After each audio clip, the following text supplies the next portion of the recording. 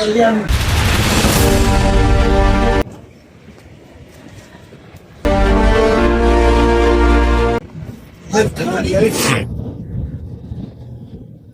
देखें, और ये कुतुब मीनार के ठीक सामने ये है कुव्वतुल इस्लाम मस्जिद, जो दिल्ली सल्तनत की या दिल्ली की पहली मस्जिद है जिसे सुल्तानों ने बनवाया था। ये इसके बारे में बोर्ड लगा हुआ है। इसे भी कुतुबुद्दीन ऐबक ने बनवाया था। ये कितना लंबा चौड़ा इसकी नींव यहाँ से शुरू होती है, इसकी दीवारें और इसकी नक्काशियाँ, यही तो कमाल है, इसी की तो तारीफ है। ये देखिए आगे के जो हिस्से वो फिर चुके हैं मस्जिद के, लेकिन हम अंदाजा लगा सकते हैं कि ये जो पत्थरों पर नक्काशियाँ की गई हैं ये हाथों से की गई है। आज से 800 साल पहले किस तरह के कारीगर हुआ करते थे, किस तरह के वो इंजीनियर हुआ करते थे, जो आज के इंजीनियर को भी सोचने पर मजबूर करते हैं। ये अहाते चारों तरफ से यहाँ से हैं।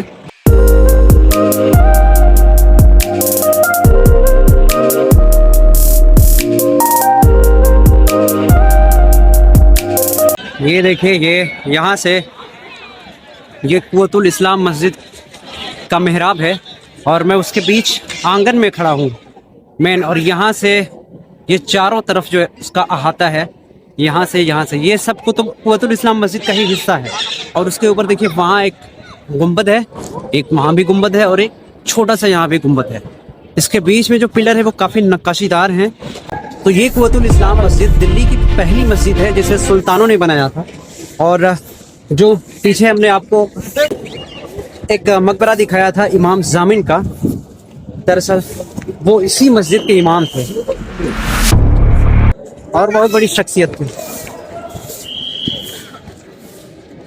लोगों की भीड़, इमारत कितनी भी पुरानी हो लेकिन लोगों को अपनी तरफ अट्रैक्ट करता है। और ये दो छोटी कब्रें हैं, जाने किसकी होंगी, लेकिन जब इस अहाते में है वो भी मस्जिद के अंदर तो साफ जाहिर है कि कोई स्पेशल ही रहा होगा।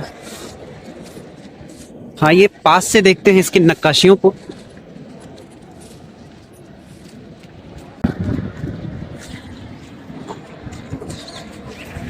ये इसके मेहराब देखिए कितने खूबसूरत लग रहे हैं उस वक्त, और ये भी लाल बलुआ पत्थर से बनाया गया है। और इसके डिज़ाइन जो हाथों से नक्काशी की गई है पत्थरों के अंदर,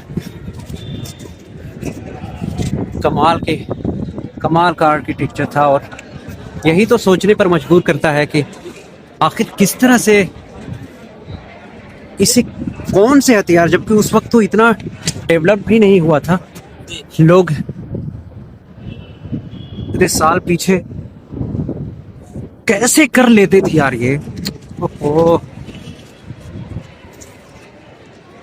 यहाँ भी कुरान की आयतें जो है कि वो इन पत्थरों पर लिखी हुई हैं, देख सकते हैं। और इस पर भी कमल और बेल बूटे बने हैं।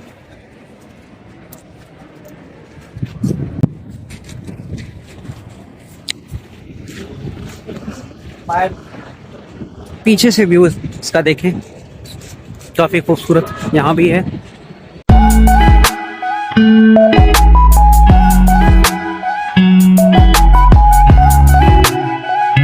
ये वो हिस्सा है जहां लोग नमाज पढ़ा करते थे। ये मस्जिद है। और आइए जानते हैं इसी से सटा हुआ एक और इतिहास के रहस्य के बारे में। ये लौह स्तंभ है। आप सोच रहे होंगे कि ये छोटा सा सिर्फ स्तंभ है, इतना खास क्यों है? तो ये पहले दिखा देता हूँ, उसके बाद में इसके बारे में बताऊंगा। ये देखिए वहाँ कुछ लिखावट है जो साफ नजर नहीं आ रहा, या शायद हाँ कुछ तो समझ आ रहा। और ये इतना। और मैं इस लौह स्तंभ के बारे में बता दूं कि ये यहाँ बनाया नहीं गया, इसका निर्माण यहाँ नहीं किया गया, बल्कि ये कहीं से लाया गया, ला के यहाँ रखा गया। ये लौह स्तंभ कोई आम स्तंभ नहीं है, बल्कि इसके पीछे की कहानी है। और इसके पीछे का अपना एक इतिहास है, वो ये है कि ये 1600 साल पुराना है। 1600 साल पहले ये गुप्त वंश में बना था। चंद्रगुप्त सेकंड के दौरे हुकूमत में इसे बनाया गया था। और इसकी जो सबसे बड़ी बात है और सबसे ख़ास बात है जो इसे रहस्यमयी और मिस्टीरियस बनाता है, वो ये है कि इसने 1600 सालों में बारिश झेली, धूप झेला, इसने पोल्यूशन भी झेला, इसके बावजूद भी आज तक इस पर जंग नहीं लगा। ये सोचने पर मजबूर करता है कि आखिर ये कैसी इंजीनियरिंग थी, ये कैसा अजूबा है, और ये किस तरह से इसे मिलाकर क्या क्या इसमें बनाया गया है कि इसमें आज तक जंग नहीं लगा।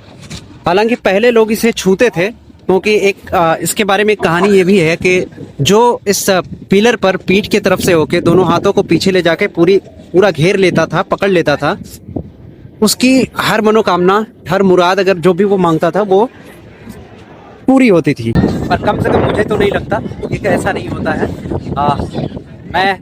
मुझे तो इस पर यकीन नहीं है, बाकी आपका मैं कुछ नहीं कह सकता, वो आप जाने। तो इसलिए इस पर पाबंदी लग गई है। अब चारों तरफ से इसे घेर दिया गया है। देखिए, लोग इसे अब नहीं छू सकते, इसके पास नहीं जा सकते, क्योंकि इसे पसीने से बचाना है, लोगों के हाथों में जो डस्ट लगा होता है उससे बचाना है शायद। तो यहाँ हर कदम पर एक नया इतिहास देखने को मिलता है। यहाँ हर कदम पर एक नई कहानी मिलती है। यहाँ हर ओर इतिहास से जुड़ी हुई चीज़ें मिलेंगी। इसलिए लोग काफ़ी तादाद में यहाँ आते हैं, यहाँ काफ़ी भीड़ होती है। और ये कमल, बेल बूटे और इस तरह की ज्योमेट्रिक नक्काशियाँ देखकर कुछ लोग ये दावा करते हैं कि ये सब मंदिर तोड़कर बनाए गए, जबकि ऐसा नहीं। क्योंकि उन सुल्तानों को जब यहाँ कुछ बनवाने की सूझी या यहाँ कुछ इमारतें बनवानी चाहिए, तो बाहर से कहीं से और कारीगर लाने में बहुत ही मशक्क़तों और दिक्कतों का सामना करना पड़ता। इसलिए उन्होंने यहाँ के कारीगरों को चुना। तो उनके हाथों में जो कला थी वो यही थी, वो बेल बूटे, कमल, ज्योमेट्रिक डिज़ाइन, यही सब आर्ट उन्हें आते थे जो वो अपने मंदिरों पर बनाते थे। तो यहाँ के बादशाहों ने उसी आर्ट को चुन लिया और पसंद किया कि हाँ, यही डिज़ाइन ठीक है और हमारी दीवारों पर भी और हमारी विरासतों पर भी। तो उन्होंने यहीं के कारीगर से, स्थानीय कारीगरों से वो डिज़ाइन और ये बेल बूटे, कमल अपनी दीवारों पर भी और अपने मिहराबों पर भी और अपने गुंबदों पर भी बनवाया उनसे। लोग यही देखकर दावा करते हैं कि तब ये किसी मंदिर का मिहराब है या गुंबद है और उसे तोड़कर बनाया गया है। ये वो तो बहुत सारी बातें आती हैं, पर ऐसा नहीं है। मुझे तो नहीं लगता ऐसा, क्योंकि इतिहास को भी साफ साफ नहीं बताया गया है, तोड़ मरोड़ कर पेश किया गया है।